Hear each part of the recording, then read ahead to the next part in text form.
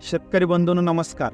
मी निलेश साठे, शेतीवाला doctor या YouTube चॅनलमध्ये तुमचं सहर्ष स्वागत करतो. आजच्या व्हिडिओच्या माध्यमातून कोबी पिकातील कीड नियंत्रण बघूया. कोबी पिकामध्ये प्रामुख्याने बऱ्याच किडींचा प्रादुर्भाव होतो, पण प्रामुख्याने डीबीएम व लष्करी आळी व रस शोषण किडीमध्ये पांढऱ्या माशीचा प्रादुर्भाव होतो. यामध्ये आपण डीबीएम आळीची ओळख व नियंत्रण कसं करायचं हे बघूया. डीबीएम या आळीमुळे कोबी पिकामध्ये 25 ते 30% नुकसान होते. डीबीएमचा जीवनक्रम समजून घेऊया. ही कीड 4 अवस्थेमध्ये याचे जीवनक्रम पूर्ण करते. अंडी अवस्था, आळी अवस्था, कोश अवस्था, पतंग अवस्था. अंडी अवस्था ही पानांच्या वरच्या भागामध्ये असते. अंडीतून 4 ते 5 दिवसामध्ये आळी बाहेर निघते. आळी अवस्था ही 15 दिवसापर्यंत राहते. ही 4 अवस्थेमध्ये आळी अवस्था ही पिकाला सर्वात जास्त नुकसान करते.